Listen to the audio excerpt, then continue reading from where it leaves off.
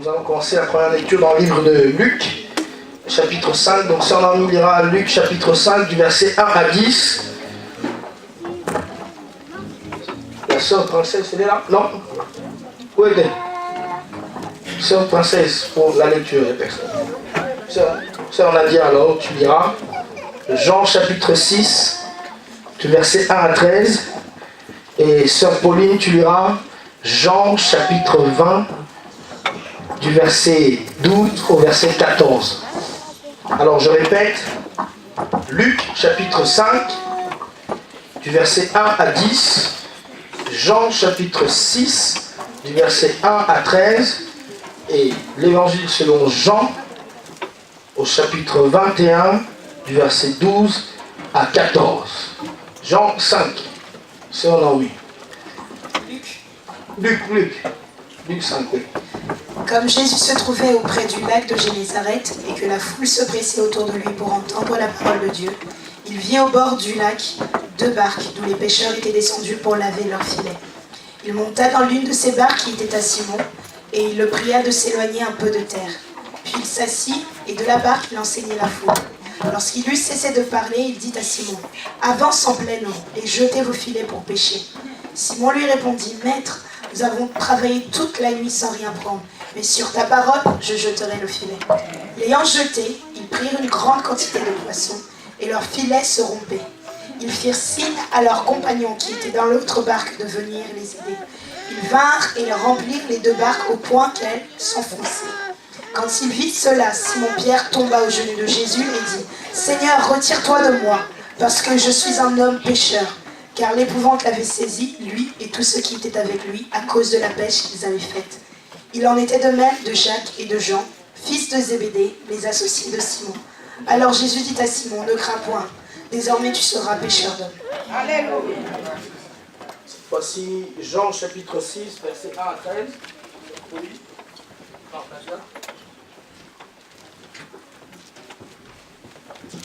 Suis bien la lecture, bien aimé.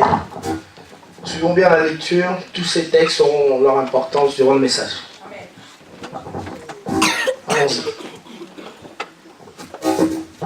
Après cela, Jésus s'en alla de l'autre côté de la mer de Galilée, de Tibériade. Une grande foule le suivait parce qu'elle voyait les miracles qu'il opérait sur les malades. Jésus monta sur la montagne et là il s'assit avec ses disciples. Or la Pâque était proche, la fête des Juifs. Ayant levé les yeux et voyant qu'une grande foule venait à lui, Jésus dit à Philippe : « Où achèterons-nous des pains parce que ces gens-là avaient mangé ? » Non, pour que ces gens aient à manger. Il disait cela pour l'éprouver car il savait ce qu'il allait faire. Philippe lui répondit : « Les pains qu'on aurait pour 200 deniers ne suffiraient pas pour que chacun en reçût un peu. » Un de ses disciples, André, frère de Simon-Pierre, lui dit : « Il y a ici un jeune garçon qui a 5 pains d'orge et 2 poissons. Mais qu'est-ce que cela pour tant de gens ? » Jésus dit : « Faites-les asseoir. » Il y avait dans ce lieu beaucoup d'herbes. Ils s'assirent donc au nombre d'environ 5000 hommes. Jésus prit les pains, rendit grâce et les distribua à ceux qui étaient assis. Il leur donna de même des poissons autant qu'ils en voulurent. Lorsqu'ils furent rassasiés, il dit à ses disciples : « Ramassez les morceaux qui restent afin que rien ne se perde. » Ils les ramassèrent donc et ils remplirent 12 paniers avec les morceaux qui restèrent, 5 pains d'orge après que tous eurent mangé. Amen. Amen. Nous lisons cette fois-ci Jean chapitre 21, versets 12 et 14.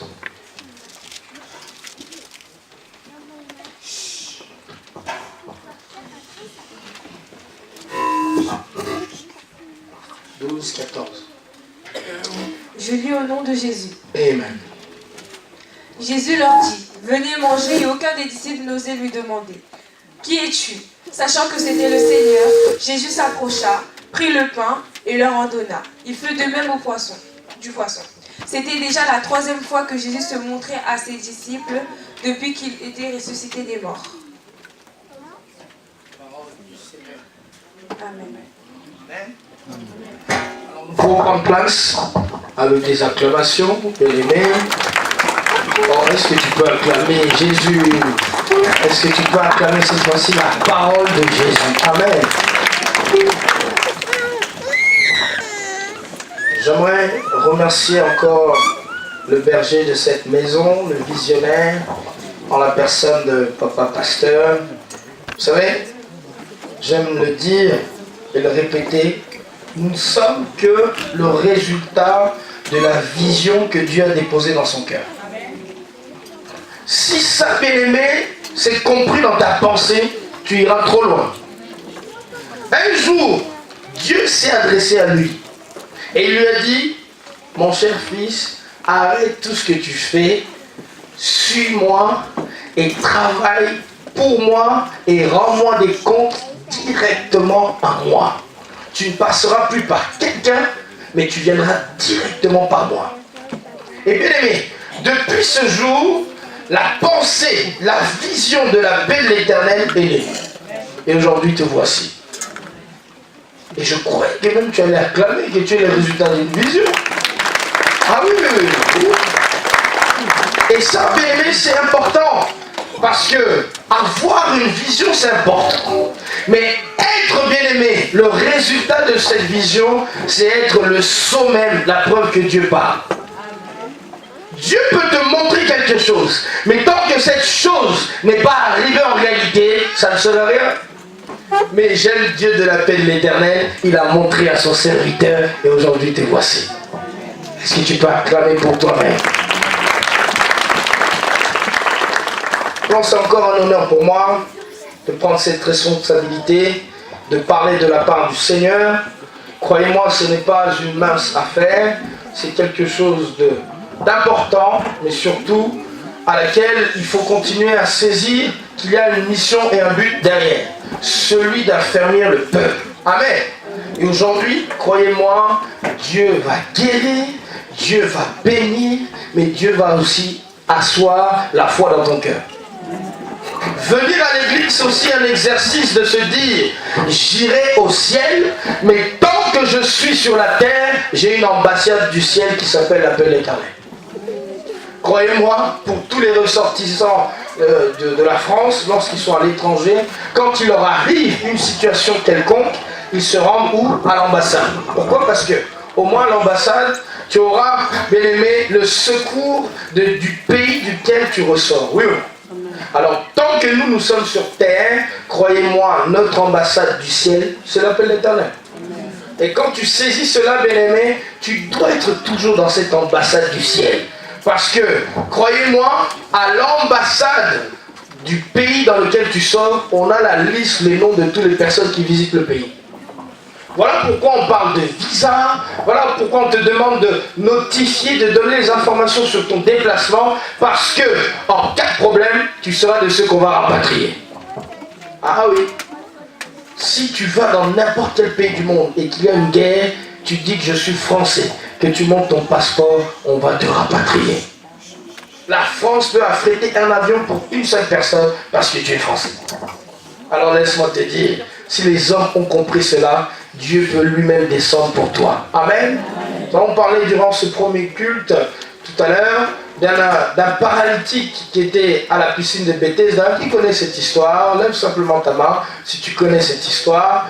Et nous l'avons dit que par moment, on peut réagir comme cet aveugle, ce paralytique de la piscine de Bethesda, parce que nous venons à l'église, mais en réalité, on ne bénéficie pas de la grâce qu'il y a vraiment dans cette église.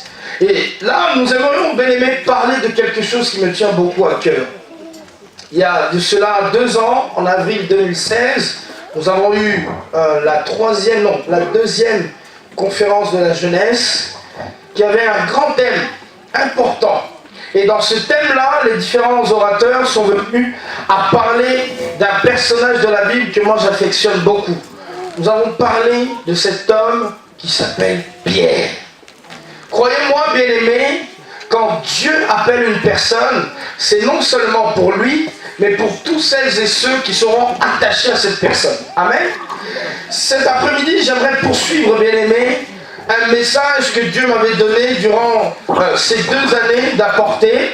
Mais cet après-midi, Dieu va y rajouter quelque chose parce que tu es là. Il y en a parmi vous, il y a 2 ans, vous n'étiez pas là.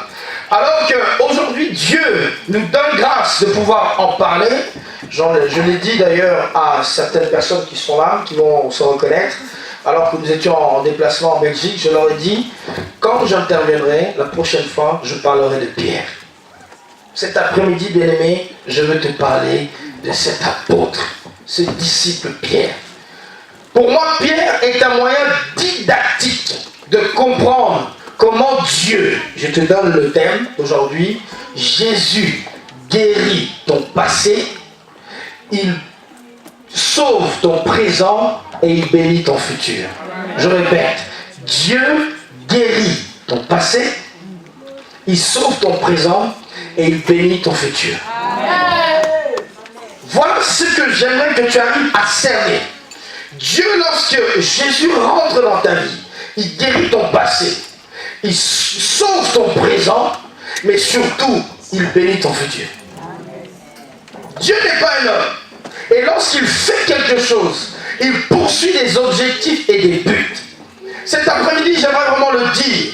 Lorsque je lis, je regarde la vie de Pierre, elle est parsemée d'épreuves. Mais à chaque moment, Pierre les a relevées. Je veux le dire, bien-aimé, cet après-midi. Tu vas relever toutes les épreuves de ta vie. À chaque étape, bien-aimé, de ta vie, il va falloir croire qu'il y a des niveaux de foi que tu dois atteindre. Pierre a eu la chance d'être parmi les premiers à être recrutés par Jésus. Et de manière remarquable, on l'a lu dans Luc chapitre 5, Pierre était en train de faire la pêche. Pierre était en train de travailler, comme papa était en train de travailler. Il avait son grande entreprise florissante. Mais Dieu a dit, hey, stop. Maintenant tu viens avec moi. J'aime te dire, quand Jésus rentre dans ta vie, c'est pour guérir ton passé. Il y en a, bien aimé, peut-être pas pour toi, mais certains d'entre nous diront, j'ai un passé douloureux. Et il y en a même certains, on a pu le voir même durant la veillée de prière, ça se voit encore ton passé. Mais laisse-moi te dire, Jésus veut guérir le passé de tout le monde. Ah oui, la Bible dit qu'il n'y a plus aucune condamnation pour ceux qui sont en Jésus-Christ. En réalité, toute chose ancienne est passée. Désormais, nous sommes devenus des nouvelles créatures. Je croyais que tu allais dire Amen. Jésus est venu pour guérir ton passé.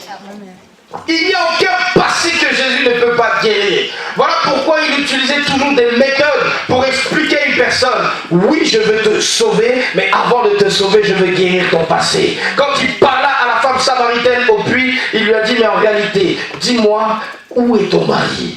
Qui est ton mari? Elle a dit, mais tu dis vrai. Et il dit, oui, j'en ai eu 5. Et c'est ça, bien aimé. Il fallait qu'il guérisse d'abord son passé. Tant que tu n'es pas en paix avec ton passé, Dieu ne peut pas sauver ton présent. Église, la véritable solidarité, c'est d'abord quand tu seras solidaire avec toi-même. Quand ton corps, ton âme et ton esprit seront réconciliés, tu pourras avancer. En réalité, comment tu peux t'associer à l'autre tant que toi-même tu n'es pas en paix avec toi-même? Il y a une guerre civile en toi. Ton âme veut adorer Dieu, ton esprit veut adorer Dieu, mais ton corps te retient encore. Voilà pourquoi Jésus, quand il appelle Pierre, il lui dit, Pierre, allons vers les eaux profondes. Aller dans les eaux profondes, c'est-à-dire allons là-bas d'abord pour régler les problèmes du passé. Dieu t'éloigne du bord. Pourquoi? Parce qu'au bord, il y a toutes les familiarités, il y a tous tes repères humains, il y a toute ton identité, ton éducation. Mais Jésus, ce jour-là, voulait expliquer à Pierre, au-delà de ton éducation, au-delà de ton histoire, au-delà de ton passé, il y a moi, Jésus. Amen. Voilà pourquoi Jésus dit, c'est vrai, il arrive. Pierre est à un moment difficile. Il a péché toute la nuit, mais Jésus, un jeune homme de 30 ans arrive, dit Pierre, allons dans les eaux profondes. Et lorsqu'ils arrivent dans les eaux profondes, Jésus lui dit, cette fois-ci, jette le filet. Je veux dire à quelqu'un, jette le filet. Jette le filet. Jésus n'a pas dit, prends un autre filet, change de pays, change même des enfants. J'entends une maman qui dit, ah, si vraiment Dieu m'aurait donné d'autres enfants, garde ces enfants-là. Dieu ne dit, ne jette pas. Dieu dit, garde ce filet et jette-le encore. Le même filet qui était l'objet d'échec pour Pierre, Jésus a pris cet échec et a dit, essaye encore. Je dis à quelqu'un cet après-midi, essaye encore. Amen. Essaye encore. Jésus voulait guérir les problèmes du passé de Pierre avant de sauver son présent. Et en cette fois-ci, il dit, à aller dans les eaux profondes. Pierre, jetez les filets. Mais on va faire un peu de grammaire. Hein? Si on lit bien, bien aimé, Jésus dit avance. C'est-à-dire qu'il s'adresse à Pierre. Ils sont dans la barque, mais il dit à Pierre, toi Pierre, avance. Mais lorsqu'il s'agit de jeter les filets, il dit jetez. En réalité, Jésus aurait dû dire jette le filet. Mais il n'a pas dit cela, il a dit jeter les filets. C'est-à-dire que Pierre, dans cette barque, il était le chef de cette barque-là.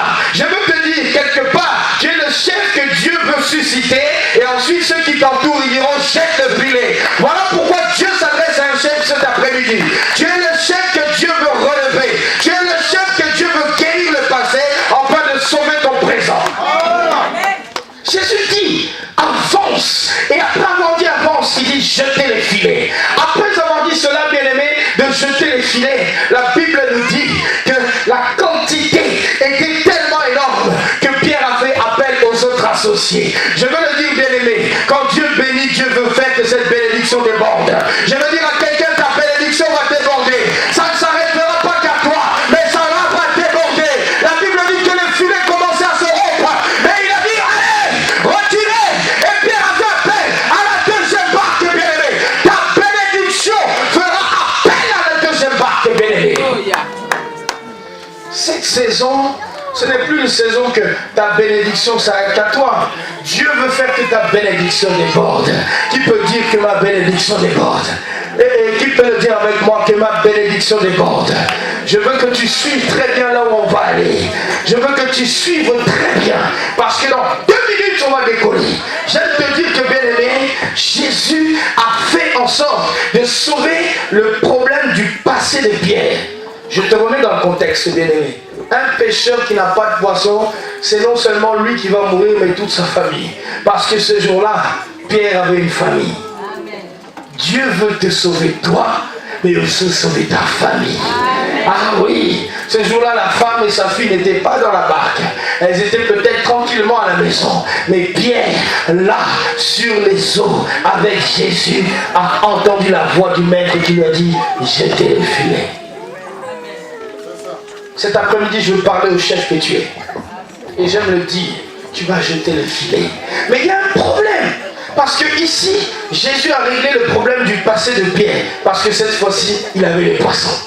Et toi aussi, Dieu a commencé à te bénir en réglant tes problèmes de papiers, de mariage, d'enfantement, tout ça. C'est régler tes études, tes diplômes. Mais en réalité, quand on regarde ton présent, on voit qu'il y a encore un problème. Mais je te le dis, Dieu guérit ton passé, il sauve ton présent et surtout, il bénit ton futur. Qui ne peut le faire? De guérir son passé, de sauver son présent et de bénir son futur, bien-aimé. Et voici, nous sommes au présent de Pierre. Pierre est maintenant officiellement introduit dans l'équipe de Jésus. Qui est dans l'équipe de Jésus cet après-midi? Bien-aimé, cette équipe-là est la meilleure, imbattable. Ah oui, laisse-moi te parler de mon boss. Moi, je te parle de mon boss. Mon boss s'appelle Jésus-Christ. J-E-S-U-S, Jésus. Et lorsque Jésus, le boss, lorsqu'il t'appelle, bien-aimé, le bien fort, car l'équipe de Jésus n'échoue jamais. Peu importe le défi qui est en face de toi, l'équipe de Jésus gagne toujours. Il y avait un problème. Ici, cette fois-ci, Pierre est dans l'équipe de Jésus, mais en réalité, en avançant avec Jésus, Pierre avait gardé sa mentalité. Pierre était resté dans cette mentalité. Après tout, je suis avec Jésus, mais je suis toujours un pécheur. Mais la Bible nous dit, quand Jésus l'a appelé, il lui a dit désormais, n'aie crainte, tu ne seras plus pêcheur de poissons, mais tu seras pêcheur d'hommes. Tu crois que Jésus l'a changé de statut et que tu es devenu maintenant un pêcheur d'hommes, que tout ce qui est passé est passé. Aujourd'hui, tu as un travail. Dans le royaume des cieux, tu as une mission. Faire des hommes des disciples de Jésus-Christ, bien-aimé. Qui croit qu'il est un pécheur d'hommes? Qui croit que Dieu lui a donné une nouvelle mission? Qui croit que Jésus fait que de toute sa vie, il va l'employer pour remplir le royaume des cieux? Voilà Pierre dans l'équipe de Jésus. Pierre dont Jésus lui a dit, écoute Pierre, tu t'appelleras plus Simon, mais tu t'appelleras Pierre. Sur toi, je bâtirai mon église. Qui croit que Jésus veut bâtir son église sur lui? Qui croit que Jésus veut faire de sa vie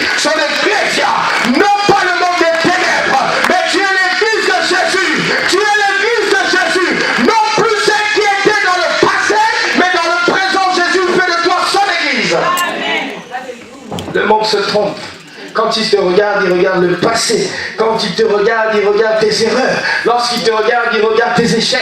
Mais aujourd'hui, tu es l'église de Dieu. La Bible dit, il viendra chercher son église. Sans tache, sans ride, bien-aimé, qui croit qu'il est l'église de Jésus.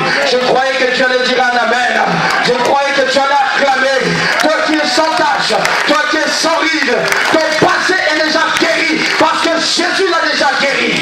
Nous sommes dans le présent de Dieu. Et dans ce présent-là, oui, Jésus avait guéri le passé de Pierre. Mais voilà un grand défi maintenant. Jésus était avec Pierre. Et un jour, comme ça arrive, on est venu embêter Jésus. On lui a dit, Jésus, c'est bien, tu es l'homme le plus populaire. Il paraît que tu ouvres les yeux des aveugles. Il paraît qu'avec toi, les paralytiques marchent. Mais malgré que tu fais tout ça, Jésus, c'est bien. Mais comme tu es un homme, commence à payer l'impôt. Ah oui, ils ont dit, Jésus, paye l'impôt. Jésus, en entendant cela, a dit, mais après tout, c'est vrai que sur la terre, je suis un homme. Et d'ailleurs, il a dit qu'il faut payer l'impôt. Il a dit, donnez-moi une pièce d'argent. Et ils ont dit, de qui cette pièce d'argent, l'effigie a été frappée? Et ils ont dit, oui, c'est l'effigie de Jules César. Ils ont dit, ok, dans ce cas-là, nous aussi, nous sommes disciples, mais payons l'impôt. Et Jésus, comme lui, tout problème, il a une solution. Parce qu'en réalité, avant que le problème arrive, Jésus a déjà la solution. Je dis à quelqu'un, avant que le problème arrive dans ta vie, Jésus est déjà cette solution. Voilà pourquoi embrasse le problème. Parce que lui, il est la solution. Ces hommes pensaient qu'ils allaient tenter Dieu. Mais Dieu, on ne peut pas le mettre en échec. Jésus a dit, il n'y a pas de problème. Dans mon équipe, j'ai un bon pêcheur. Et comme lui, il a trop la mentalité de l'eau, toujours l'eau. Pierre, tout ce qu'il résout, c'est la pêche, l'eau, la mentalité de l'eau. Jésus a tiré de l'eau, mais lui retourne encore dans l'eau. C'est-à-dire, Jésus a dit, ok, ce problème est posé, je vais envoyer Pierre. Pierre, vas-y. Pierre va au bord de l'eau. Il a jeté l'hameçon. Et la Bible dit, il y a un poisson qui est venu dans l'hameçon. Pierre a pris ce poisson. On a ouvert la bouche de ce poisson. Et dedans, il y avait la pièce d'argent. Et ils ont payé les impôts. Je veux le dire, bien-aimé, le gros poisson est là pour toi. Tu paieras tes dettes. Tu paieras tes dettes, bien-aimé. Il n'y aura plus d'arriéré pour toi parce que tu es dans l'équipe de Jésus. Je le dis bien, les problèmes sont posés. Mais Jésus en est la solution. Je parle comme prophète. Je l'ai bien dit. Je suis venu avec mon manteau prophétique cet après-midi. Si tu crois cette parole, dis Amen. Cette parole est pour quelqu'un. Tu as des dettes à payer, des défis à payer. Et je parle qu'ils seront payés. Non pas à moitié, non pas aux trois quarts, mais en intégralité. Et il te restera encore de l'argent pour vivre encore dans le futur. L'équipe de Jésus, c'est l'équipe qui gagne. Ils étaient 12. Mais cette fois-ci, Pierre qui avait la mentalité de l'eau, Jésus a dit non, cet homme est trop dans l'eau. Il est trop dans l'eau. Oh, il veut toujours l'eau. L'eau, Pierre, l'eau. Mais Jésus a dit, mais enfin, Pierre, quand est-ce que tu vas comprendre? Ce n'est pas l'eau qui sauve, mais c'est moi, Jésus. Et je vais dire à quelqu'un, bien-aimé, tu peux être dans la fournaise ardente. Vas-y, rentre. Parce qu'en réalité, même dans la fournaise, Jésus est Seigneur. Qui croit que dans la fournaise, il y a Jésus? La Bible nous dit, Daniel sont rentrés dans la fournaise. Et oh, le roi a regardé, il dit, oh, on le sait, 3 personnes. Mais en réalité, il y en a 4. Je veux le dire, bien-aimé, la 4e personne est là. Même si nous te lançons dans la fournaise ardente, la 4e personne est là et tu sortiras indemne, bien-aimé, du feu. Au nom de Jésus. Alors oui, Jésus guérit le passé. Il sauve le présent et il bénit le futur. Et là maintenant ce problème qui se pose est remarquable parce que Jésus a sauvé vraiment l'équipe qui était menacée. Ils allaient mettre Jésus en prison s'il ne payait pas l'impôt. Alors Jésus a payé l'impôt parce qu'il avait un pécheur dans son équipe. Sache-le que Jésus te mettra toujours au bon endroit. Jésus ne se trompe jamais. Jésus n'est pas un homme, il est Dieu. Quand il t'appelle, il te mettra toujours au bon endroit. J'aime le dire, bien-aimé. Après cela, on l'a lu dans Jean. Après, il y a eu encore un autre problème. Jésus avait une foule à faire nourrir. On l'a lu, oui ou non? Et dans cette histoire, la Bible nous dit qu'il y avait un jeune homme. qui avait 5 pains et 2 poissons. Oui ou non?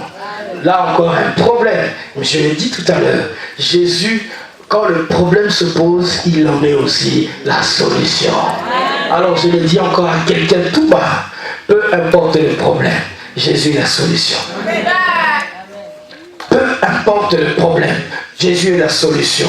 Et bien aimé, cette fois-ci, j'aime Jésus parce que pour payer l'impôt, Jésus a repris la même formule, il a envoyé Pierre faire la pêche. Mais cette fois-ci, ils étaient sur la terre.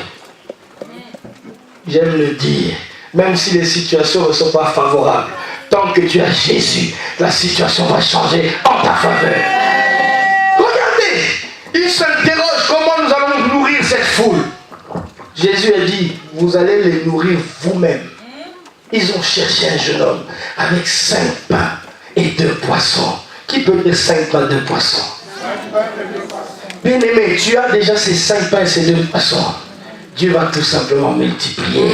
Mais en réalité, ce n'est pas une seule multiplication, mais eu 2 multiplications. La multiplication des pains et la multiplication du poisson. Maintenant, Pierre, on lui explique, comme toi tu as trop la mentalité de l'eau, ici il n'y a pas d'eau. Nous sommes sur terre. Mais comme moi je suis Jésus, la multiplication va s'opérer. Je veux parler à quelqu'un. Ici, peut-être pour toi ce n'est pas favorable, mais comme Jésus est avec toi, ça va marcher. Qui peut le dire? Ça va marcher. Je veux que tu sois très connecté, parce que cette partie est très importante. Jésus et ses disciples face à 5000 personnes. Et en réalité, ce n'était pas 5000 personnes, parce que la Bible nous parle de 5000 hommes. C'est-à-dire que la culture juive, on comptait d'abord plutôt les hommes. C'est-à-dire qu'un homme, forcément, avait une femme. Et allons-y, dans la culture juive, je pense qu'ils pouvaient avoir 2 ou 3 enfants. Alors, en réalité, ce chiffre-là, tu dois le multiplier par 4. 5000 hommes, mais ils ont été nourris par 5 pains et 2 poissons. Mais regardez comment ça se passe. Jésus, on lui a apporté le panier de 5 pains et le panier de 2 poissons. La Bible dit, Jésus rendu grâce. Il leva les yeux au ciel. Bien-aimé, où est-ce que tu lèves les yeux quand tu es dans des problèmes? Où est-ce que tu regardes? Quelle est la personne que tu appelles? Je l'ai dit tout à l'heure au premier culte, ne t'accroche pas à une personne limitée. L'ange était limité. Il ne pouvait guérir qu'une seule personne par jour quand il descendait. Et le pire, c'est qu'il ne touchait pas la personne, il agitait l'eau. Mais j'aime te dire, nous n'avons pas besoin de l'ange, nous avons besoin de Jésus. Et Jésus est dans la place cet après-midi, qui peut dire Amen. Alors cette fois-ci, Jésus voulait donner une leçon à Pierre. Parce qu'en réalité, il dit, mais Pierre, toi tu résous tout avec la pêche. Tu résous tout avec l'eau. Voilà pourquoi j'aimerais dire à quelqu'un que ta mentalité soit brisée, parce que Jésus n'a pas besoin de ta mentalité. Il est Dieu. Et il voulait faire sortir de la tête de Pierre sa mentalité de penser qu'il était encore un pécheur, mais disciple. Jésus lui a dit, tu ne seras plus pêcheur de poissons, mais tu seras pêcheur d'hommes. J'annonce et je dis à quelqu'un, tu n'es plus la femme et l'homme qu'on disait dans le passé. Tu es un disciple de Jésus-Christ, condamné à la réussite, condamné à vivre l'excellence, condamné de vivre dans les hauteurs. La Bible dit, ils vous feront la guerre, mais ils ne vous vaincront pas. Et je l'ai dit qu'ils se lèvent, que 10 000 tombent à ta droite, et que 10 000 tombent à ta gauche, car tu es avec Jésus. Cette fois-ci, nous sommes sur la terre. Jésus rendu grâce. Et lorsqu'il rend grâce, la Bible dit, il a dit distribuer. Jésus a simplement prié et il a dit distribuer. Regardez comment ça se passe. À chaque fois qu'il donnait un pain, un autre pain sortait. Oh, oh, oh, oh. À chaque fois qu'il prenait un poisson, un autre poisson venait. Maintenant, je vais te dire une chose. J'ai compris encore en relisant, encore durant toute cette nuit, cette méditation. Je veux que tu comprennes cela. En réalité, il y a 2 poissons. Le poisson de Pierre, quand il va pêcher, il sort le poisson. Mais il y a surtout le poisson de Jésus. Frère, écoute-moi bien ce que je vais te dire. Le poisson de Jésus était déjà préparé. Je vais te dire, il descendait dans la cuisine du ciel. Il était déjà prêt. Le poisson de Pierre n'était pas prêt. Les hommes ne pouvaient pas le manger. Mais la Bible dit, la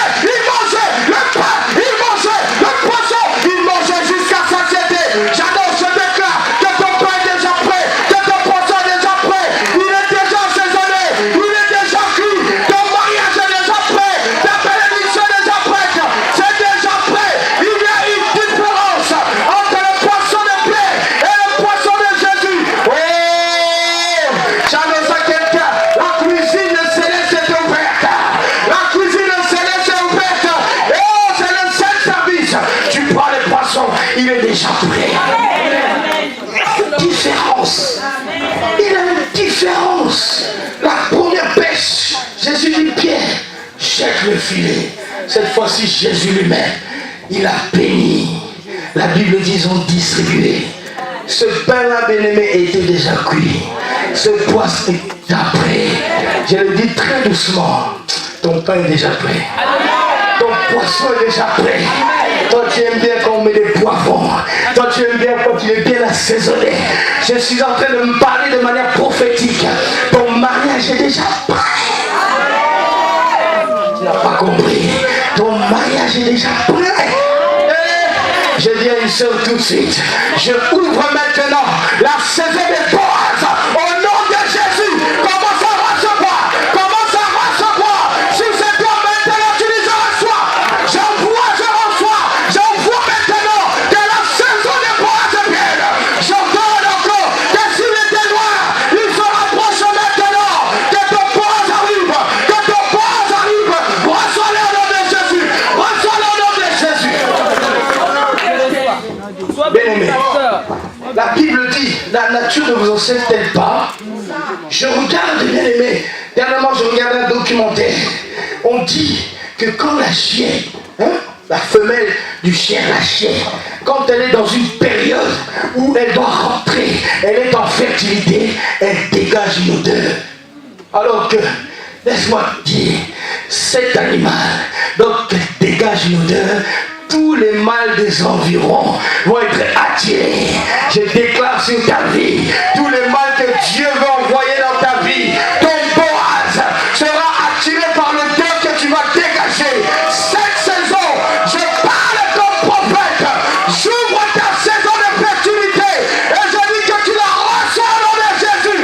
Je parle comme prophète, Boaz je t'attire, Boaz je t'appelle au nom de Jésus. C'est une affaire de saison. Jésus a parlé, a dit, selon toi, Pierre, le poisson ne pouvait pas venir. Mais la Bible dit, les filets commençaient à se rompre. Bien-aimé, tu as connu la période de sécheresse. J'ouvre, je déclare la saison de bénédiction, la saison d'abondance, la saison du débordement. Ton compte sera en train de déborder d'argent. Ton conseiller qui t'appelait, monsieur, madame, il te dirait, mais il y a trop d'argent. D'où vient-il? J'ouvre maintenant la saison du débordement. Les filets vont craquer. Les filets vont craquer au nom de Jésus. Reçois-le au nom de Jésus. Reçois-le au nom de Jésus. Reçois-le au nom de Jésus. Reçois-le au nom de Jésus. Qu'il te soit fait selon cette parole au nom de Jésus. Dieu n'est pas un homme. Parce qu'en réalité, Jésus a préparé un poisson, un pain pour tout le monde. Dans cette histoire, il n'y avait pas de cuisine. Ils étaient sur la terre. Mais selon la mentalité, selon les pensées des disciples, c'était impossible. Mais ils oubliaient. Ma parole me dit que Jésus est l'eau de vie, la source intarissable. C'est-à-dire qu'en lui, il portait les poissons. Il était l'eau. Et j'aime te dire, Jésus était aussi le feu. Voilà pourquoi le poisson est sorti. Parce qu'il était l'eau. Voilà pourquoi le poisson était prêt. Parce qu'il était aussi le feu. Et je le dis encore, ta bénédiction est préparée. Parce que le Dieu est l'eau. Et il est aussi le feu. Voilà pourquoi c'est déjà prêt. Qui peut dire c'est déjà prêt? Qui peut dire c'est déjà prêt? Comment ça dit je le reçois parce que c'est prêt? Comment ça dit je le reçois parce que c'est prêt? Comment ça le dit? C'est prophétique, bien-aimé. Ne rate pas cette occasion. Ne rate pas cette occasion. Je l'ai bien dit. Nous verrons en cette saison qui est de Dieu mais qui n'est pas de Dieu. Il y aura une différence. Il y aura une différence. Et je le dis, c'est toi qui seras le signe de cette différence.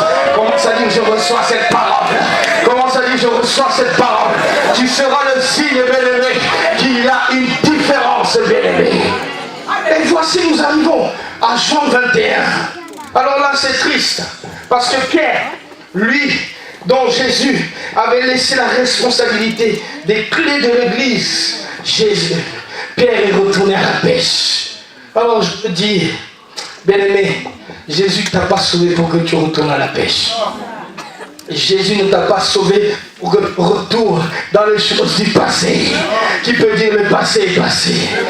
Dis-le bien, le passé est passé. Même si les personnes d'aujourd'hui te rappellent ton passé, tu leur diras, cet homme, cette femme, elle est morte. Cet homme est mort. Il n'est plus là. Il est déjà mort. Elle est déjà morte. Qui peut le dire? Il est mort. Ce moi-là est déjà mort. Ce passé-là est déjà enterré. Il est mort. Jean Péter nous dit, Pierre, ce que tu as déjà abandonné. Mais ce qui est pour, pendant qu'il est reparti faire la pêche, la Bible nous dit, ils n'ont rien encore trouvé. Et Jésus se tenant dans le rivage. Et eux, ils étaient dans la barque et la barque. Une voix se fit entendre du rivage. On dit, mes enfants, y a-t-il quelque chose à manger? Et la Bible dit que le disciple que Jésus aimait, celui qu'on appelle Jean, a dit, voici la voix du maître. Et cette voix dit, jetez le filet encore. Et la Bible dit, ils ont jeté encore le filet. Ils ont repris les poissons. Qui peut encore reprendre le poisson? Qui peut encore reprendre ce poisson? Car en réalité, il y a eu deux pêches miraculeuses pour Pierre. Je veux le dire, même si tu es retourné dans les choses du passé, Dieu veut te guérir du passé, te sauver ton présent et bénir ton futur, bien-aimé. Alors là encore, la Bible nous dit, Pierre qui s'était mis complètement nu. Pierre était nu. Allez lire à la maison Jean chapitre 21 en entier. Pierre était devenu nu. Il était complètement nu. Il faisait la pêche. Laisse-te dire que peut-être les poissons allaient mieux rentrer dans les filets s'il était nu. C'est vous-même la raison. Et lorsqu'il a compris que c'était Jésus le Maître, la Bible dit qu'il a repris son manteau. Il a remis sa stature. Pierre a plongé dans l'eau, allé vers le rivage à la direction de Jésus. Et lorsqu'il sort, il est arrivé au rivage. Jésus l'a pris par la main. Il a pris les autres disciples. Il leur a dit, asseyez-vous. Et la Bible nous dit, il y avait des braises. Et sous ces braises, il y avait le pain et il y avait le poisson déjà prêt. Eux, ils avaient pris le poisson là-bas, mais Jésus avait déjà préparé le poisson déjà sur le rivage. Je le dis encore cette fois-ci, Jésus a déjà préparé ton pain, il a déjà préparé ton poisson. Tout ce qu'il te faut, reviens au rivage. Tout ce qu'il te faut, laisse la pêche et reviens au rivage, car Jésus t'attend. J'appelle quelqu'un, je le dis, laisse toutes ces choses et reviens. Jésus t'attend au rivage. Ce n'est plus le passé, car il est déjà guéri. Ce n'est plus le présent, car il est déjà sauvé. Et c'est une question de bénir ton futur. Voilà pourquoi ils étaient retournés à la pêche, mais Jésus les avait bénis. J'aime te dire, en réalité, Pierre a connu deux pêches miraculeuses. Mais cette fois-ci, il n'allait plus retourner à la pêche. La Bible nous dit, à partir de ce jour, Pierre n'est jamais retourné à la pêche. Et j'aime cette parole. Jésus s'est adressé à Pierre et lui dit, Pierre, fais paître mes brebis. Pierre, donc qui Jésus a laissé la responsabilité de l'église, affermis tes frères et sois vraiment un modèle pour eux. Mais il a aussi dit une parole prophétique.